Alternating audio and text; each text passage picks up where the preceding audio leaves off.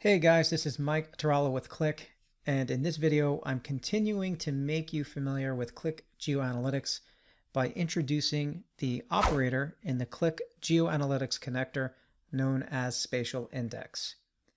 So I'd like you to bear with me in this video. It's going to be a little bit longer than usual because there's a lot of steps and some prerequisite information that you should follow when setting up the Spatial Index, because I want to show you how it all fits together. Okay, so to get started, I have a completed example, and we're going to pick up where we left off with the bin layer, but I modified this example slightly to show you how we're going to work with the spatial index.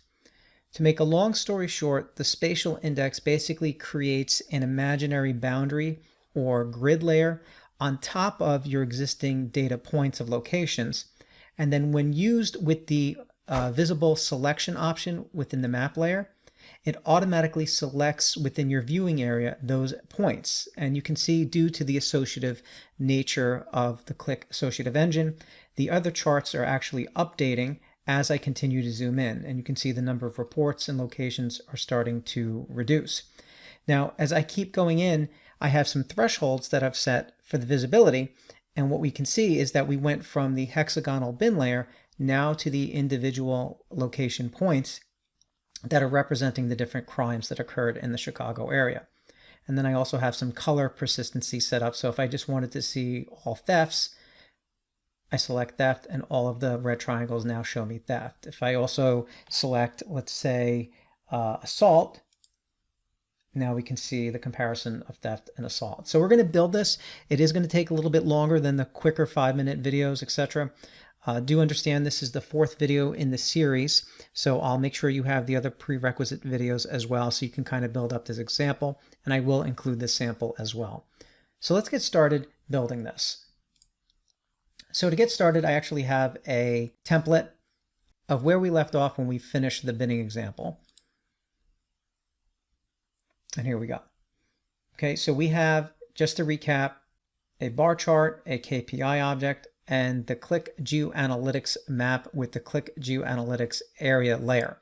And what we've done is we used the binning operator to take all of the crime stats at the various locations and plot those, and then use color by measure to denote the higher threshold of crimes that occurred in that particular area. So what we'd like to do is be able to now to zoom into this, and as we're zooming, we're going to see the selections reduce in the visible area, and then we're also going to see the available data points. But in order to do that, we need to create a point layer that has all of our locations. So I'm going to go into edit mode. I'm going to go to my custom objects, and then here I'm going to select the bubble layer. Now, just to recap, understanding I am using the Qlik GeoAnalytics extensions, because we're using the Qlik GeoAnalytics connector as well when we do the spatial index and the binning operation. These particular layers are not yet available, or operations are not yet available in our native default map. Okay, so for our bubble layer, we're going to just associate our unique ID. In this case, we had the ID of the crime, and it's actually just the ID field. And then for the location, we're going to click Add Measure, and that is going to be our longitude and latitude point that was generated. And here it forces us to choose an aggregation, but here we can just remove the aggregation. Best practice might be to use the function only.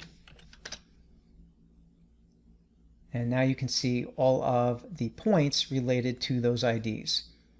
You can see the points layer is overlapping our bin layer. So we have to make a couple adjustments here. So before we make those visibility or hide or show adjustments, let's make some adjustments to the shape, size, and color, and then also relate them to the bar chart. So within the bubble layer, I'm going to go to Appearance, Shape and Size, and let's represent them as triangles. I'll adjust the min and max radius. Then we'll go to Colors, turn off Auto Colors, and here we're going to color by dimension. And then for the dimension, we're going to use the crime type. So you can see here from the drop-down list, I could then type in primary type, and that's the field for the crime type. And in this case here, there's more than 12 colors, so we can choose the 100 color scheme. Now you can create your own. I'm not going to go into that. That's beyond the scope of this particular video. And then I'm going to check persistent colors. Now we're going to do the same thing for the crime type bar chart. So I go to crime type bar chart. We're going to go to colors and legend, turn off auto colors, change this to by dimension, and you can see it already defaults to primary type. Choose our 100 colors and then persistent colors. Okay, so by checking persistent colors and setting the same color scheme for both charts, when we perform our selections on these charts, the color will associate and represent the same crime type on the map as the selection on the bar chart. Okay, so we set up our persistent colors between the two charts. Now we have to work on the visibility of these particular points. So for the first layer, which is our bin layer, we want this to display when we have greater than 10,000 points. So in other words, we want the bin layer to always display on top until we zoom in to the underlayer, which is going to be the individual triangles or locations. So under layer options, maximum number of objects we're going to display. Now, in other words, these are the number of location points that are going to be represented underneath these bins, so to speak. So that's going to be 10,000. And this is another best practice that you can use. Now, calculation condition is kind of like the hide and show condition. So for this particular threshold, we're going to use a function, count distinct, and then the name of the individual data points, in this case our IDs. And we're going to make sure that these are greater than and equal to 10,000. So as long as it meets this particular threshold when we're selecting or zooming in, it's always going to display the bin layer. When it goes below that threshold, then it's going to display the bubble layer. So that being said, we now have to go to our bubble layer.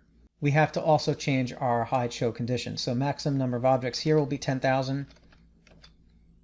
In this case, we use the same function, count distinct ID, and this time it's going to be less than 10,000.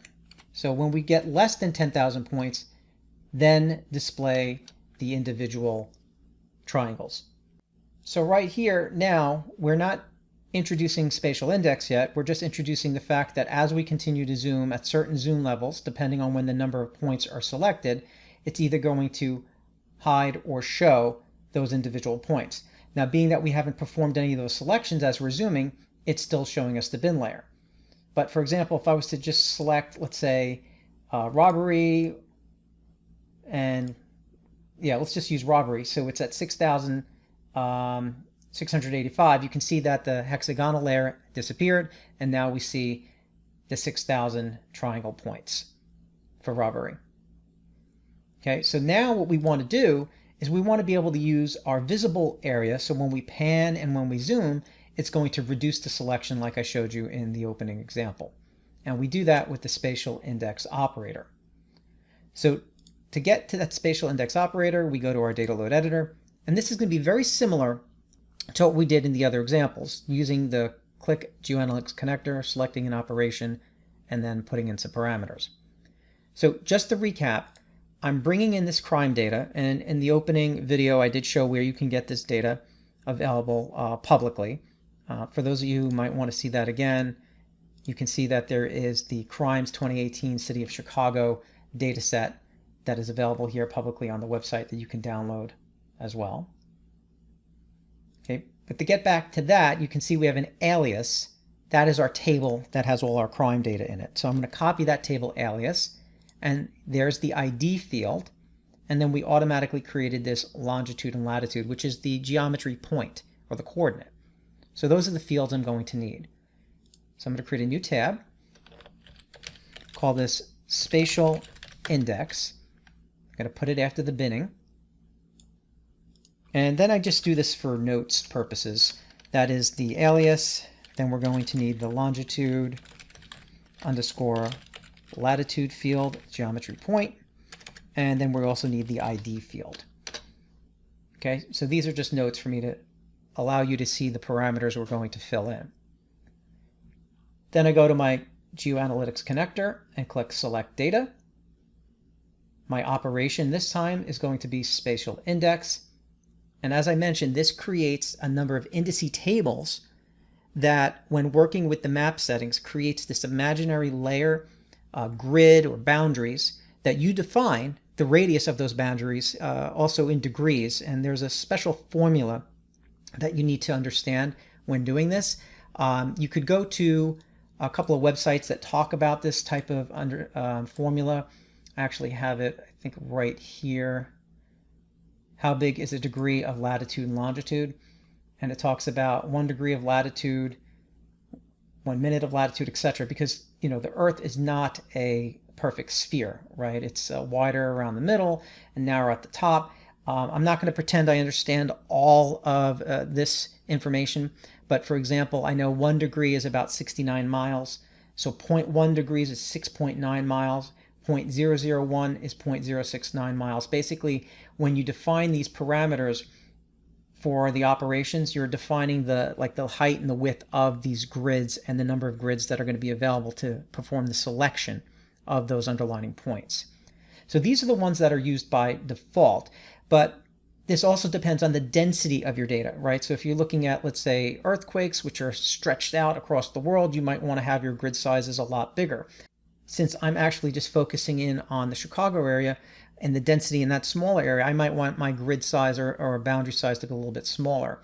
So for my instance here, 0.001 actually worked better. Now you could play around with these parameters, but basically think of this as the height and the width of those invisible boundaries that are going to be selecting the points when you zoom in. A named dataset can stay default. The type, it's from the loaded table. So in other words, our previously loaded data. And if we remember, that was called crimes_dash_2018. The tables and fields that we're going to use for this are ID field, as well as our geometry, in this case, which was longitude_latitude. Okay, once again, understanding we automatically created that point. We took the latitude and the longitude fields, combined them into a geometry point, which is this type here. And then that's all we need at this point. And then we click Next. And then click Insert Script. And you can see here are some of those parameters for grid height and grid width. You could actually go in and make these modifications. Another rule of thumb is you technically can delete all of this if you wish, and then click on the connector once again, and you can see your settings will be maintained. But once you leave the data load editor, these settings will be reset. So just keep that in mind. Okay, so now we're going to load the spatial index.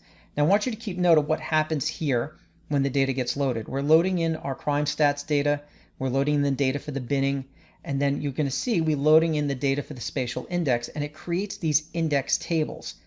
Okay, now I remember earlier I said that there are some operational parameters that you could adjust. You can see it's creating 6 separate indice tables. 1, 2, 3, 4, 5, 6. Okay, now at this point, this is where all the information lies for this grid that's going to be able to zoom in when we use the scroll of our mouse, for example. Now, if you want to see this in more detail, you could go to the data model viewer, and then you can see these indice tables that have been created. You could select the indice table, and then you can see the underlining selections. Now this information works with the map component. I'm not going to pretend I know exactly how it works, but this basically is underlining the boundaries that are going to be used. So now that's all loaded, we go back to our map layer, go into edit mode, click on our map object, go to map settings, and there's 2 things I want to show you. If you ever want to default to the existing layer, so when you come back to your app, that layer is showing you that particular zoom setting, you could unselect zoom to selection and then click Save Current View. And what that will do is write some information, so every time you come back to this app, it always will stay at that zoom level. So now we check zoom to selection, auto select visible. That is the key to working with the spatial index right there. And then we click done. And then watch what happens as I use my scroll wheel on my mouse and I start to zoom in. You're going to see the number of reports are starting to change. I can now zoom and pan, and based off of the viewable area, the number of objects are going to increase or decrease depending on those objects within that area. Now I'm going to continue to zoom. We're at 24,000, 13,000. Remember, we had 24,000 incidents, 13,000 distinct locations at this point. So in other words, there is some overlap for some of these crimes that occurred in the same location. Zoom in a little bit more, and now you can see we're at 2,653 crimes at 1,545 locations. And then once again, the zooming and panning is either reducing or increasing the number of crimes. Now, if I wanted to do, let's say, a comparison, a nice example that Patrick Nostrom had shared with me would be basically, let's say, if you wanted to do comparison of crimes within a particular area that you might be familiar with. If you can't see, for example, some of the underlining map, see how everything is covered, like I'm looking for the O'Hare Airport, you can change the opacity. So you can select your layer and then look for your transparency setting. And then you can see the underlining labels within the map. And then you can do that for your point layer as well.